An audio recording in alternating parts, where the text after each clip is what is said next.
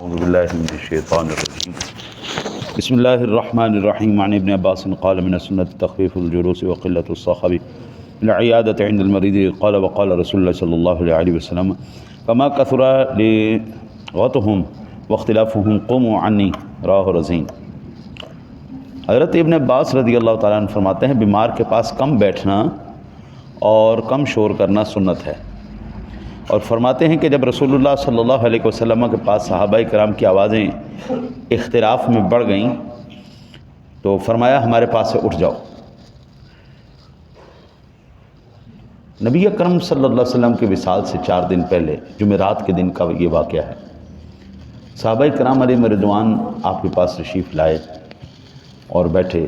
حضور نبی اکرم صلی اللہ علیہ وسلم نے ارشاد فرمایا کہ قلم دوات اور کاغذ لاؤ، میں تمہیں کچھ لکھ کر دوں تاکہ میرے بعد تم گمراہ نہ ہو سکو۔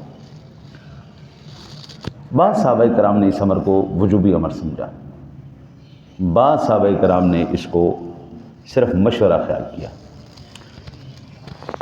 جو وجوبی امر کہ یہ لازمی کرنا ہے، یہ ہمارے لیے فرض ہو گیا ہے، واجب ہو گیا ہے، وہ کہتے لے کے آنا ہے، قلم دوات کاغذ لے کے آؤ۔ جو کہہ رہے تھے مشورہ ہے، حضور نبی اکرم صلی اللہ علیہ وسلم ہم تک تمام احکام تبلیغ کے پہنچا چکے ہیں، ہمیں یہ حکم فرما چکے ہیں الیوم اکملت لکم دینکم واتممت علیکم نعمتی، یہ حضور ہمیں بتا چکے ہیں۔ اس وقت آپ کی طبیعت ٹھیک نہیں ہے، آپ کی طبیعت ناساز ہے، تو حضور کو تنگ نہ کرو، بعد میں کر لیں، ابھی بیماری کی شدت ہے تو آپ کو تکلیف نہ دی جائے۔ اس اختلاف رائے پر مجموعی آوازیں بلند ہو گئیں۔ ظاہری بات ہے جب زیادہ بندے بیٹھے ہوں، تھوڑا تھوڑا بھی بولے نا جی، بہت اونچی آواز ہو جاتی ہے۔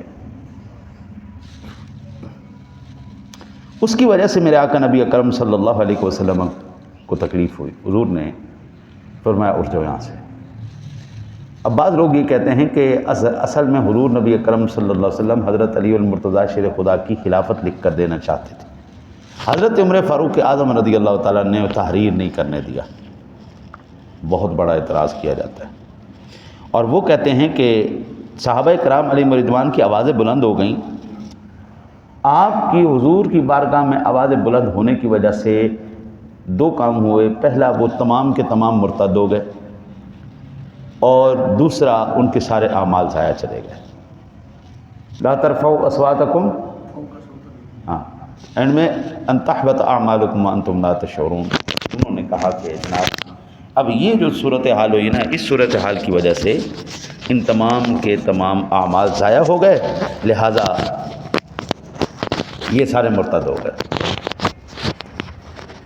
میرا بڑا سادہ سا سوال ہے، یہ حضرت صدیق اکبر، حضرت عمر فاروق اعظم، دیگر صحابہ کرام کو تو مرتد سمجھتے ہیں، تو اس مجلس کے اندر تو حضرت علی المرتضیٰ شیر خدا بھی موجود ہے۔ اگر آپ یہ کہتے ہیں کہ وہاں پہ جتنے موجود تھے وہ سارے مرتد ہو گئے، ان کے سانوں کے اعمال تباہ و برباد ہو گئے، تو اگر عمر فاروق اعظم موجود تھے تو وہاں تو علی المرتضیٰ شیر خدا بھی موجود تھے۔ صدیق اکبر اور عمر کا تو ایمان ضائع ہو گیا، تو علی کا کیسے بچ گیا؟ سادہ سا سوال ہے قبلہ، اگر وہاں پر موجود سارے مرتد ہو گئے تو پھر اگر یہ کہا جائے نہیں نہیں نہیں جی حضرت علی کا نہیں خراب ہوا، سب کے خراب ہو گئے، تو پھر میٹھا پکوڑا تھو اپنے مقصد کی بات بیچ میں سے لے لی اور جو اصل بات اس کو چھوڑ دیا، ایسا کوئی عمل نہیں ہو۔ یاد رکھیے مطلقاً یہ اس پر میں عرض کرتا ہوں، حضرت علی المرتضیٰ شیر خدا کرم اللہ وجہہ الکریم کی اگر خلافت کا مسئلہ تھا تو یہ حضور کے وصال سے 4 دن پہلے کی بات تھی۔ حضور نے اس آواز کو بلند ہونے کے بعد سب کو بھیج دیا جاؤ۔ 4 دن حضور حیات رہے، اس کے بعد کریم آقا جی ان 4 دنوں میں لکھوا دیتے۔ چلو اس وقت حضرت عمر نے نہیں لینے دیا، تو جب وہ چلے گئے اس کے بعد 4 دن تک آپ کے پاس آپ کے خاندان قبیلے والے سارے ملنے کے لیے آتے رہے۔ آپ ان سے کہہ دیتے، بی بی عائشہ سے کہہ دیتے، صدیق اکبر سے کہہ دیتے، حضرت علی تو پاس موجود تھے، حضرت علی سے ہی کہہ دیتے لے آ یار میں تمہیں لکھ کے دے دیں۔ سرکار نے ایسا نہیں فرمایا۔ پھر جب حضرت علی المرتضیٰ شیر خدا کرم اللہ وجہہ الکریم نے صدیق اکبر کی بیعت کی تو سب کے سامنے فرمایا، یاد رکھو بھائی رسول اکرم صلی اللہ علیہ وسلم صدیق اکبر سے راضی تھے. میں موجود تھا، حضور نے مجھے مصلی پہ کھڑا نہیں کیا، صدیق اکبر کو کھڑا کیا ہے، اس لیے میں صدیق کی بیعت کر رہا ہوں.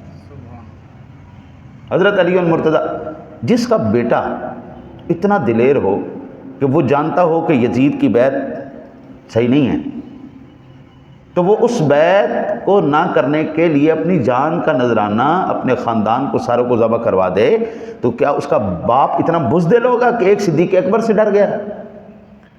نہیں جناب، وہ شیر خدا تھے. ان کو شیر خدا کا حضور نے لقب نہیں دیا تھا، ان کو شیر خدا کا لقب دیا گیا تھا. وہ شیر خدا تھے، اسد اللہ تھے، اور اللہ کے شیر ڈرتے نہیں کسی سے. انہوں نے صدیق اکبر کی ڈر کی وجہ سے نہیں بیعت کی. دو ٹوک الفاظ تھے جناب. حضور نے میرے ہوتے ہوئے صدیق کو مصلی پہ کھڑا کرنا پسند کیا. حضور نے یہ دین کی امامت صدیق اکبر کے لیے پسند کی، ہم نے دنیا کی امامت اس کے لیے پسند کی. سادہ سا فیصلہ. پھر اس کے بعد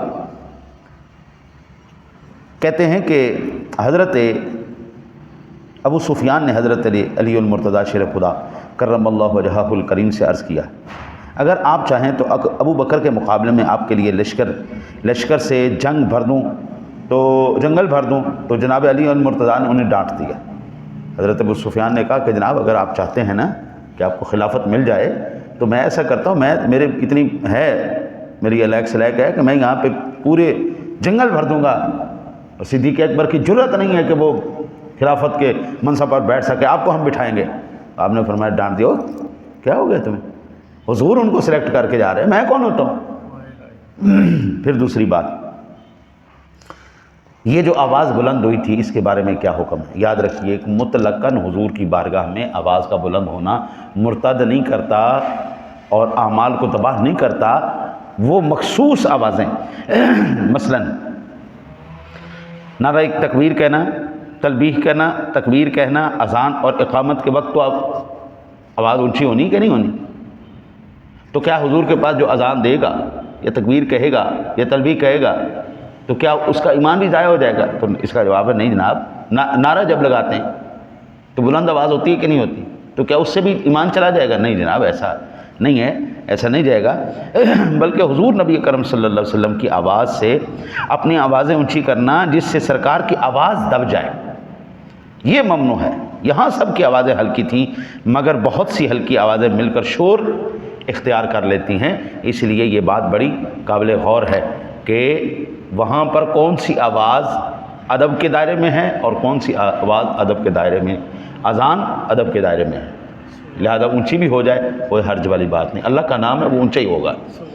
تکبیر ہے لبیک اللہم لبیک لا شریک لک لبیک ان الحمد والنعمت لک والملک لا شریک لک، یعنی یہ آواز بلند بھی ہو جائے کوئی حرج نہیں. اللہ اکبر، یہ وہ آوازیں ہیں جس سے مرتد یا کافر نہیں ہوتے. لہٰذا اللہ سے دعا ہے اللہ تعالیٰ آپ کو مجھے عمل کی توفیق عطا فرمائے.